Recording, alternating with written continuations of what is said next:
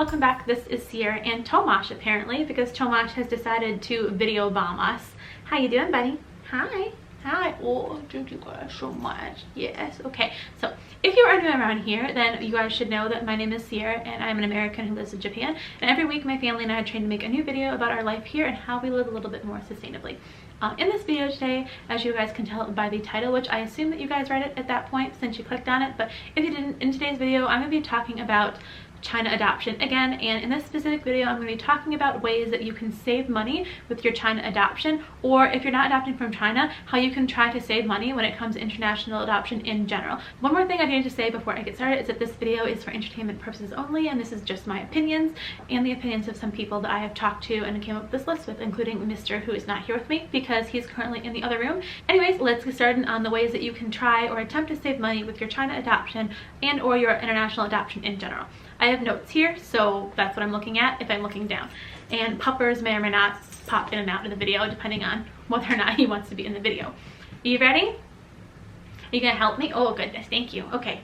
Alright, so first way that you can try to save money when it comes to your international adoption, or I guess one really good way to save money in general, is just by cutting your spending and reevaluating your budget.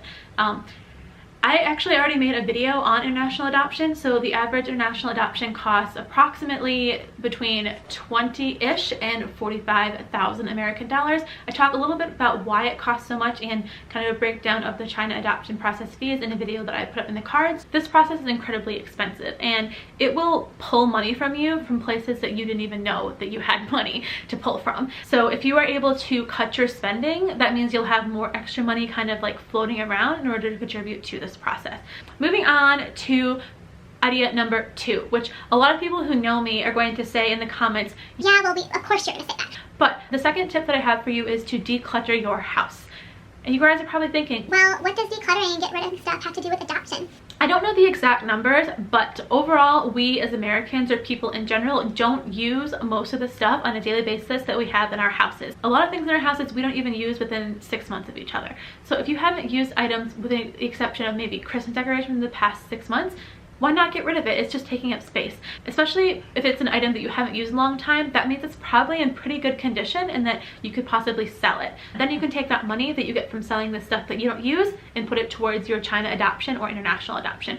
Another reason you should definitely try to declutter before your China adoption is because, number one, you're bringing another person into your family and that person's going to take up some space. So if you have extra space for them, that would probably be good. And in addition to that, because you're bringing a new person into your family, you're going to be bringing in a lot of new stuff into your life. And I don't know about you, but when we were decluttering our home before our China adoption, we didn't really have that much stuff to get rid of because we decluttered before we moved to Japan. But we found a lot of things that we had in storage or things that we just don't use that often we were able to save and reuse in our son's room. So we didn't actually have to buy as much stuff for our son's room as we thought that we would need because we found all these things would work just perfectly.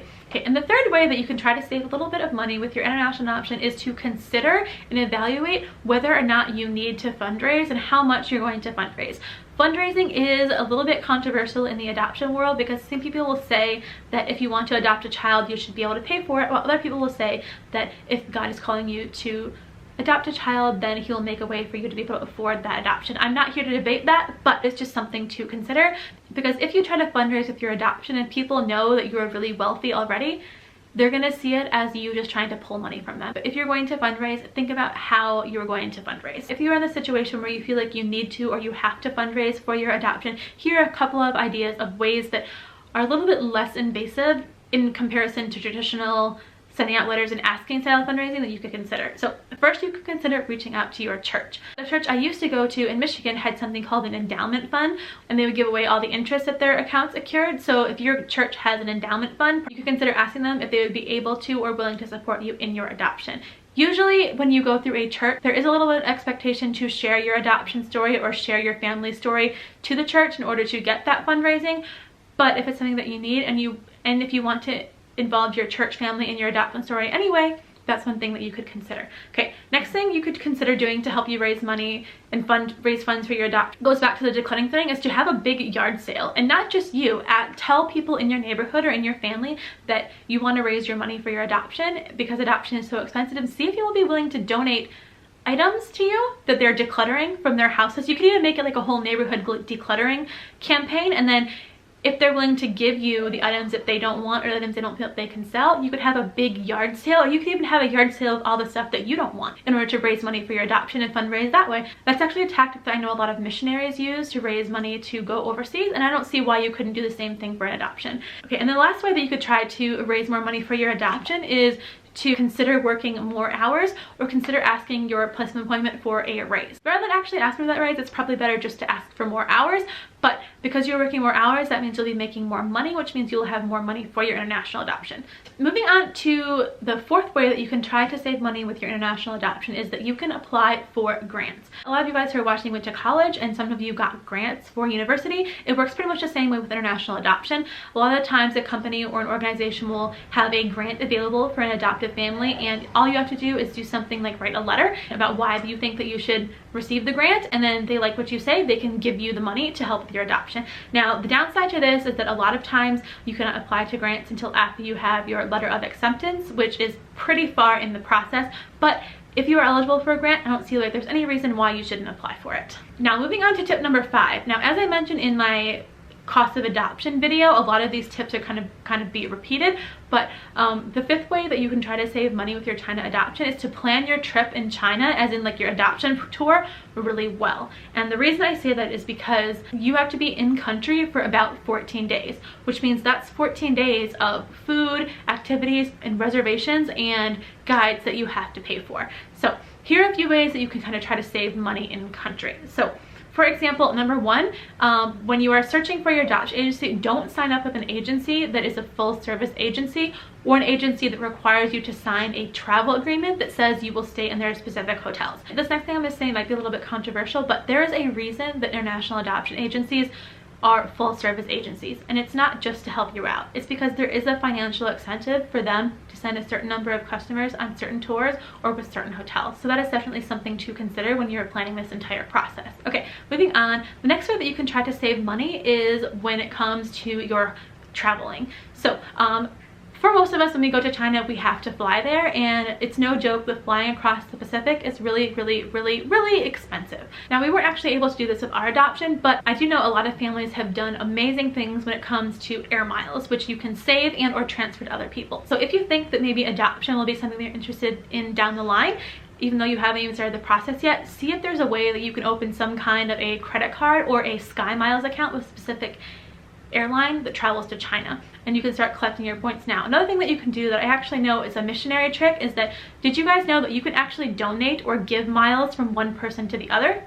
It's true. So if you know someone who does a lot of business travel, or if someone in your family circle goes on a lot of trips, it's possible that they have extra miles that they're not going to use, and they can donate to you that you can use to pay for your flight to China and back. And in addition to that, I have heard, and I don't know if it's true, that some airline companies will allow you to convert miles for hotel fees. So that's something also to look into depending on the airline that you've been using. Okay, speaking of hotel fees, there are a lot of different ways that you can save on accommodation within China. One of the most popular ways to save money in China is to sign up for one of the large hotel chain reward program. For example, Hilton has one. I know for sure that Marriott has one, which we actually are Marriott members, which is how we saved a little bit of money on our trip. They all work a little bit differently, but overall they work kind of like airline miles. If you stay with their hotel chain a certain number of days throughout the year, you get a certain number of points for every stay, and then later those points can be returned for free stays. Now, if you don't want to stay in a hotel and you're bringing a very large family to China, which I have heard happens, I know of one family that went with their 3 kids, and staying in a hotel for 2 weeks for that many people would have been crazy. So instead what they did is they got an Airbnb. So you could look into Airbnbs. I don't know if VRBO is a thing in China, but you could look into that. And another thing you would look into is if you have any friends or you know any missionaries that are in China, it's possible that they will know somebody in the cities that you're adopting from or staying in that you could possibly either stay with or rent property from. So this goes back to my other video about preparing for your China adoption in general. Reach out to your church, reach out to your social group or whatever kind of connection with people that you have, and see if they know anyone who has a family in China or might have a property that you could use in China. Okay, moving on to the next way to save money in country. This is the last thing that I can think of, is on your food. In China, there are a lot of different options for meals. You can go to the fancy restaurants, you can go to the cheap fast food restaurants. It really just depends on what you like.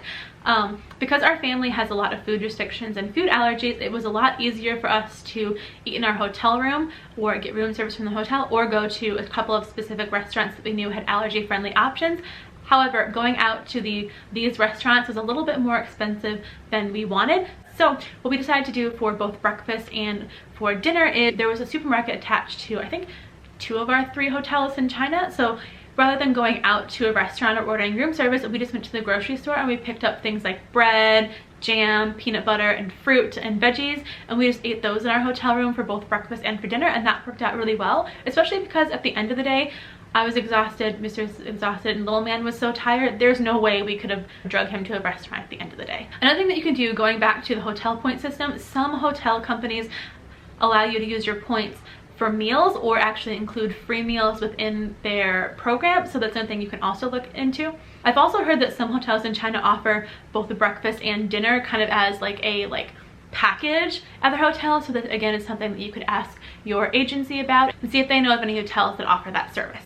Alright, and the 7th way that you can save a little bit of money through the China adoption process isn't even really a tip, it's just a reminder that Mr. thinks is really valuable and suggests that I throw in, and that is the adoption tax credit. Now, the adoption tax credit can vary from state to state and region to region within the United States. However, most states and regions have this, and it does vary by amount as well, but I've heard that the average for this is about $14,000. And that $14,000 tax credit is given to any family who adopts a child. So that includes domestic adoption privately, adoption through the foster care system in the United States, and also international adoption. Once again, it does not matter where you adopt from, it's just for all adoptive families. And I've also heard that it does vary again based on what region you are living in, but some families get that tax amount in one lump sum the year after they adopt, and some families get half 1 year and half the second year. It just really, I guess, depends on how you file or something. I'm not a tax consultant, so please don't come for me. If that's something that you're interested in, or if you've recently adopted and you've never heard about the tax credit, please reach out to an accountant or some kind of financial advisor.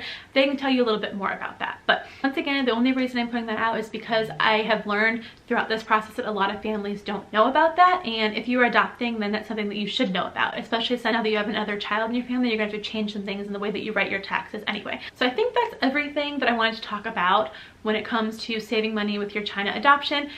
I'm sure that as soon as I turn the camera off, about 50 other things are probably going to come into my mind. That's all I can think of right now. If you guys have adopted from China, or if you are thinking about adopting from China, or you're just really good with money and you have any other tips on ways that families can save money on their adoptions, please let me know in the comments. If you are still watching the video at this point, I want to thank you guys so much for your support, and obviously if you're still watching the video, that means that you probably liked it, so please make sure to hit the like button and also the subscribe button. I will see you guys in the next video. Thank you guys for watching.